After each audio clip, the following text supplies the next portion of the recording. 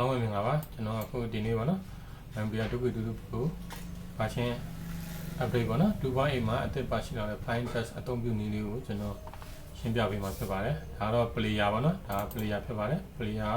player နဲ့ main TV မှာကျွန်တော်ဆက်သွယ်ပြီးတော့မှစားတောက်ဆိုင်လိုနေရာမျိုးမှာဆိုရင်စားသုံးသူတွေကိုပြထားတယ်ပေါ့နော်ဇာကားပြတယ်တချင်းပြတယ်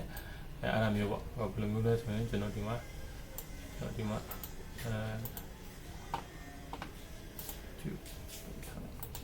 YouTube ပြလိုက်နော်ဒါဆိုရင်ကျွန်တော်ဒါဆို YouTube ကနေရှာပြဖြစ်ပါတယ်ဒါ YouTube မှာအခုမှကိုကြိုက်တာရှာလို့ရပါတော့ဒါမျိုးပေါ့ဒါပြောချင်တာကျွန်တော် YouTube မှာပါတယ်ဟုတ်ပြီကျွန်တော်အခုပြောချင်တာကဒီ Find Test ဆိုတာလေးရှင်းပြမှာဖြစ်ပါတယ်အခုစားသုံးသူတွေကိုဒီ main ပြီးတော့ကျွန်တော်ဒါလေးတိုးလိုက်ပါလားနော်စားသုံးသူတွေကိုကျွန်တော်တို့ကဒီမှာ YouTube sorry စားသုံးသူတွေကိုကျွန်တော် test တွေပြမယ်ပေါ့နော်အဲ့တော့ဒီမှာကျွန်တော်ကြိုတင်ပြီးတော့စီစဉ်ထားတာရှိတယ်ဒီမှာ Find Test ဆိုတဲ့နေရာမှာဒီမှာပေါ့နော်ကျွန်တော်ချက်ပြမယ်ဒါပြီးရင်ဘယ်လိုမျိုးဖန်တီးထားလဲဆိုတော့ကျွန်တော်ပြီးရင်ပြပေးပါနော်ဒါကြိုတင်အားတူအဲ့ဆိုရင်ဥမာညာနေပဲပေါ့နော်ဘယ်ကနေညာအဲ့ဒါမျိုးလေးတွေပေါ့အခုကျွန်တော်ခဏပိတ်လိုက်မယ်ပြီးရင်ကျွန်တော် remote app ကိုဖွင့်လိုက်မယ်ပေါ့ remote app ဆိုတော့ကျွန်တော်ဖုန်းတွေ tablet တွေပေါ့နော်တော့ဖုန်းတွေ tablet တွေကနေမှကျွန်တော်တို့က control လုပ်မယ်ဒါဆိုရင်ဒီမှာ admin panel ကိုတောင်းမယ်ပေါ့ admin panel မှာခုနကတော့ကျွန်တော် ascending လုပ်ထားတာလေးတွေရှိတယ်နော်အဲဆိုရင်ကျွန်တော်ကိုအရင်ပါပြချင်တာလေဒီကျူဇူပါဆိုတာလေးနှစ်ခုပြချင်တယ်ဆိုရင်အဲ့တော့ဒါလေးတစ်ခုတည်းပဲဝင်လိုက်ထွက်လိုက်ပြချင်တယ်ဟေးဆိုလဲဒီမှာဒီလိုမျိုးဒါလေး live ပေးလိုက်အခါလေးကတဖြည်းဖြည်းနဲ့ဝင်လာမယ်ပေါ့နော်အဲ့လိုမျိုးပေါ့ဘာဒီတစ်ခုတည်းပဲအခုဒီတိုင်းပဲထားတာဆိုရင်ကိုကဒီတစ်ခုတည်းပဲပစ္စည်းနေလိုက်ရုံပဲဒီစားသူကသူအများတန်း main TV မှာအများတန်းဒီစားပဲပြေးနေမယ်ပေါ့ကိုကလည်းတစ်ခါတရံမှာဟိုညာနေဘယ်ဝင်လာလို့ဘယ်ကနေညာဝင်နေတာမျိုးလဲတုံးဥစားပေါ့အဲ့လိုမျိုးကြောင့်လည်းတုံးကြည့်ခြင်းမလိမ့်မယ်အဲ့နော်ဘယ်လိုမျိုးလဲဆိုကျွန်တော်ပြင်ပြပေးမယ်ဒီစားသားလေးဆုံးသွားတဲ့အချိန်ပေါ့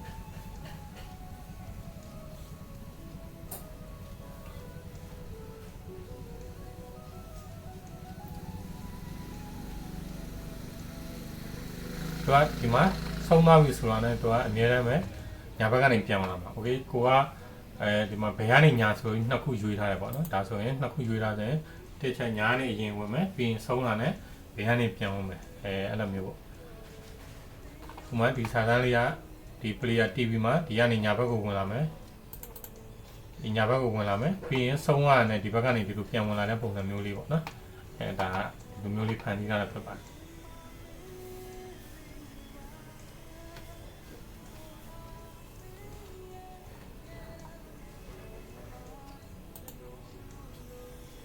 player ဒီအောင်ပြီးဝင်ပြီးလိုက်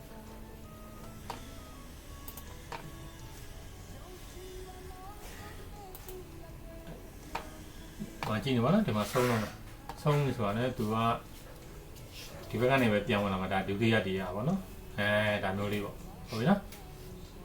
โอเคနောက်တစ်ခုကြတော့ကျွန်တော် live ကိုပြန်ဖြုတ်လိုက်မယ်ကိုကြိုတင်ဆင်ကျင်ထားမယ်ဒါမပြတော့ဘူးဒီကပြန်ဖြုတ်လိုက်မယ်ပေါ့ဒါဆိုရင်မပြချင်တော့ဆိုဒီ live လေးကိုပိတ်လိုက်ရုံပဲဒီကောင်ကိုဖြုတ်လိုက်ရင်တော့ရတယ်ဒီကောင်ကိုဖြုတ်လိုက်ရင်ဒီကောင်တစ်ခုပဲရှိတဲ့အတွက်ကြောင့်ဒီတစ်ခုကနေအစနေပြန်လာမယ် live ကိုဖြုတ်လိုက်ရင်တော့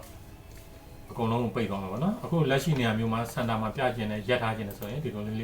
ရက်ထားလို့ရမယ်ဟုတ်နော်အမှ random color လေးကိုနှိပ်ပြီးတော့ကိုယ့်ဘာကိုတစ်ချက်နှိပ်တာနဲ့ color သူ့ဘာလို့ပြောင်းသွားမယ်ပေါ့နော်ဒါက random color သူ့ဘာလို့စိတ်ကြိုက်ဒါ random color on ထားရင်သူ့ဘာဝင်သွားမယ်ဝင်သွားပြီးဆုံးရင်နောက်ထပ် color တစ်ခုနဲ့ပြန်လာမယ်ပေါ့နော်ဒါကဒီလိုအခုလက်ရှိရက်ထားတဲ့အချိန်မှာကိုယ့်ဘာကို color blend ပုံစံမျိုးသုံးခြင်းတဲ့ခါမျိုးမှာဒီကောင်ကိုနှိပ်လိုက်အဲ့လိုမျိုးပေါ့နော်နှိပ်လိုက်လွတ်လိုက်ဆိုရင်ဒါမျိုးပေါ့ဟုတ်နော်ဒါဆိုရင် color blend ပုံစံမျိုးလေးပေါ့ဟုတ်ပြီနော်ဝေးဒါက random color ဒါဆိုရင်ဆက်သွားစေချင်တယ်ဆိုတော့ resume ပေါ့နော် resume လေးနှိပ်လိုက်ရှင်ဒါသူဆက်သွားမယ်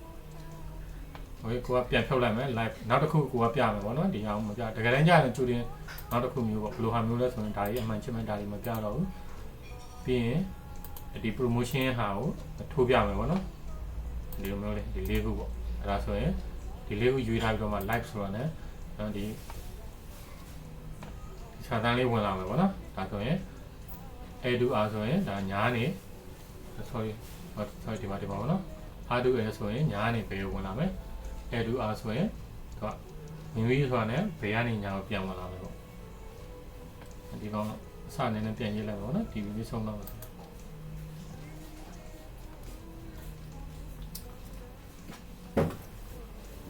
အဲ့မျိုးလေးပေါ့ကိုကစားတော့ဆိုင်နေမှာကိုကဒီကျွန်တော် MyPlayer Pro version ကိုသုံးရပြင်အခုလိုမျိုးဒီစားသုံးသူတွေကိုဒီမိမိကြော်ညာလိုတဲ့စာတမ်းတွေမိမိပြသလိုတဲ့ message တွေအကုန်ပြသလို့ရပါတယ်ပုံသေးမဟုတ်ဘဲနဲ့ကိုစိတ်ကြိုက်ဖန်တီးထားရင်ဖန်တီးထားသလိုသုံးပြီးလို့ရပါတယ်အခုဆုံးပြီဆိုရင်ဒီမှာ random color ကိုလည်းယူထားတယ်ဆုံးပြီဆိုရင်နောက် color တစ်ခုနဲ့ဝင်လာတယ်ပေါ့နော်အဲဒါမျိုးလေးပေါ့ဒါလေးကိုအများတန်းပြနေမှာဆိုတော့ဒီလိုမျိုးပေါ့နော်ဟုတ်ကြာတော့မှဆိုလို့ပေါ့နော်ဟေးဒါလေးပြီးသွားပြီဆိုတော့ဒါကဟိုဒီလိုမျိုးပေါ့ဟုတ် live ကိုကျွန်တော်ပြန်ပိတ်လိုက်မယ် sorry ဟုတ်ပြန်လိုက်မယ်ဒီဟာလေးကိုပဲကျွန်တော်ပြဒါဥမာဆိုင်ပိတ်ပြီပေါ့နော်ဒါတခါကြလည်းလိုရတယ်ချို့ user တွေကလည်းမပြန်သေးဘူးပေါ့နော်ဆိုင်ရပိတ်တယ်ပေါ့နော်ဒီလိုမျိုးလေးပြကြတယ်ဆိုလဲရတယ်ပေါ့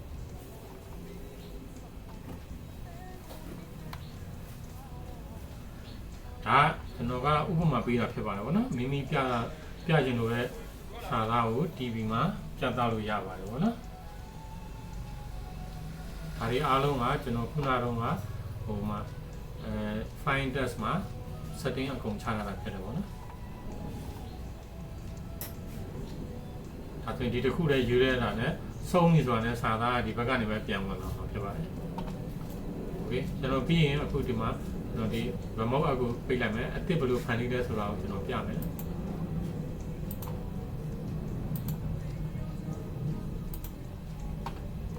ဘာလို့နော်ကျွန်တော်အခုအပေါ်ဟာရတခုချင်းဖြတ်လိုက်ရတယ်ဖြတ်မယ်ဟေးဆိုရင်ကျွန်တော်ဘယ်လိုဖြတ်လဲဆိုတော့ဒီမှာအခုဆက်လက်လုပ်တယ်ဒါလည်းဆက်လက်ဖြစ်တယ်ဒါလေးနော်ဒါဆိုအကုန်ပြတ်သွားပြီโอเคကျွန်တော်အသစ်တောင်းမယ်ပေါ့နော် new template ဆိုပြီးအသစ်တောင်းလိုက်ရင်ဒါ default အပြင်ကြာမှာဟိုမှာကျွန်တော်တခုရိုက်လိုက်မယ်ပေါ့နော်ဟိုမှာ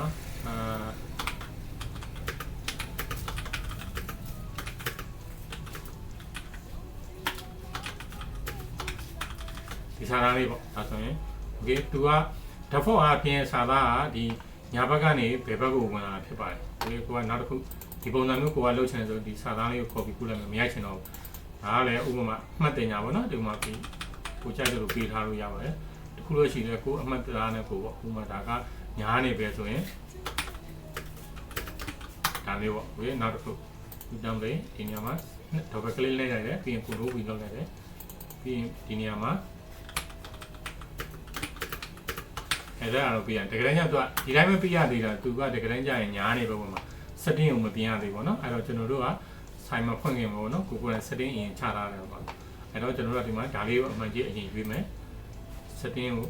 light လေးပြီးလိုက်တာနဲ့သူကဝင်လာပြီအဲ့တော့မှကျွန်တော်တို့ကဒီမှာ left ဆိုတာလေးရွေးလိုက်တာနဲ့ညာဘက်ဝင်လာဒါဆိုရင်ကို setting ချပြီးပြီပေါ့เนาะ setting ချပြီးဆိုဒီ setting ကိုချထားတဲ့အတိုင်းကို save or setting ဆိုပြီးနှိပ်လိုက်လို့ရှိရင်အများတန်းဖွင့်တဲ့အတိုင်းဒီ light bar အစအများတန်းဒီတိုင်းပေါ်နေမှာဖြစ်ပါတာပေါ့နော်အဲ့လိုမှ light ကိုမပေးတော့စီထားမယ်ဟဲ့ဆိုတော့ခုနကလိုမျိုး remote app ကနေ home tablet တွေကနေကိုယ်ကိုယ်တိုင်ရွေးလို့ရပါတယ်ဟုတ်နော်ကိုကတခုခုဒီ setting ကိုပြင်နေတယ်ဟဲ့ဆိုရင်ခုနကလိုမျိုးဒီနေရာလေးမှာဟိုဝင်လာတယ်ပေါ့ okay ဝင်လာတဲ့အခါမှာကိုက font setting တွေကိုစိတ်ကြိုက်ပြင်လို့ရတယ်လောလောဆယ်ဒီဟာလေးကိုအရင်စာတန်းလေးအကုန်ပေါ်တဲ့အချိန်မှာခဏ pause လိုက်ပေါ့နော်ဒါကခဏ pause လိုက် pause ပြီးလို့ရှိရင်ကိုက font တွေကို font size တွေကိုကြိုက်တော့ယူလို့ရတယ်ဘယ်လောက်လဲပေါ့နော်ကိုကြီးလေးပြကြတာလားဒါမျိုးပေါ့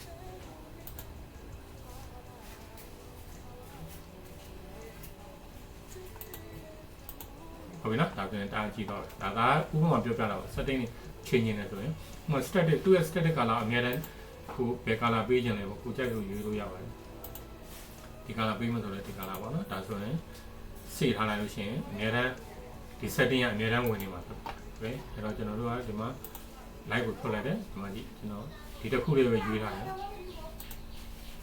ဟုတ်ပြီနော်အဲဒီလိုမျိုးလေးစာလုံးအကြည့်နဲ့ကိုပြင်ဆင်ထားတဲ့အတိုင်းဝင်လာမှာဖြစ်ပါတယ်ဟုတ်အားလုံးကျေးဇူးတင်ပါတယ်